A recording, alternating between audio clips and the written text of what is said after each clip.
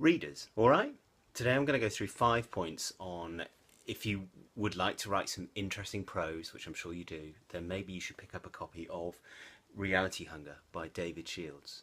Reality Hunger is a book more or less assembled by David Shields from other people's work. 58. My medium is prose, not the novel.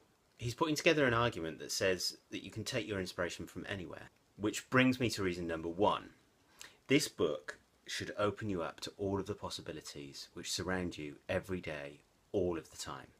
166. Anything processed by memory is fiction.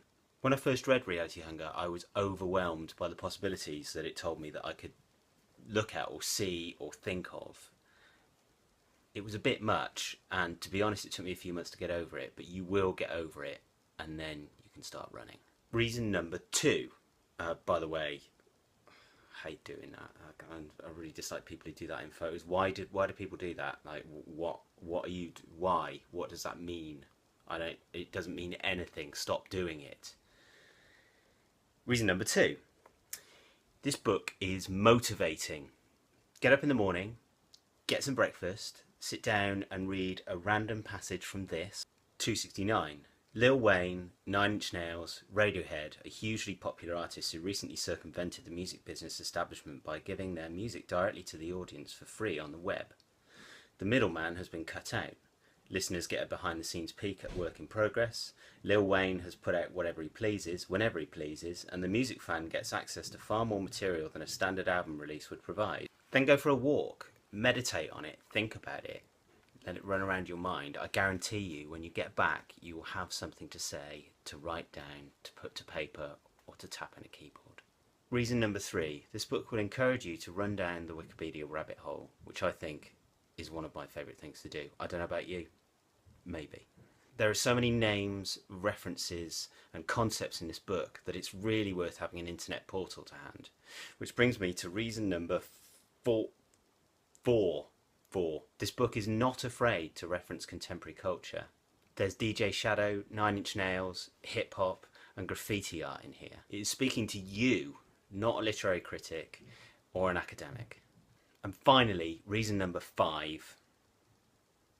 Yeah, that's 5, isn't it? That is 5. This book is about moving the art on and not necessarily being a slave to what's gone before. It even encourages you to, well, I mean, I'll read the last section of it and then you can know. This book contains hundreds of quotations that go unacknowledged in the body of the text. I'm trying to regain a freedom that writers from Montaigne to Burroughs took for granted and that we have lost. Your uncertainty about whose words you've just read is not a bug but a feature.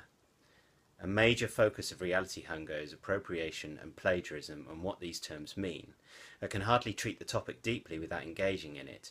That would be like writing a book about lying and not being permitted to lie in it, or writing a book about destroying capitalism but being told it can't be published because it might harm the publishing industry. However, Random House lawyers determined that it was necessary for me to provide a complete list of citations. The list follows, except of course for any sources I couldn't find or forgot along the way. If you would like to restore this book to the form in which I intended it to be read, simply grab a sharp pair of scissors or a razor blade or a box cutter and remove pages 207 to 219 by cutting along the dotted line. Who owns the words? Who owns the music and the rest of the culture? We do. All of us. Though not all of us know it yet. Reality cannot be copyrighted. Stop. Don't read any further.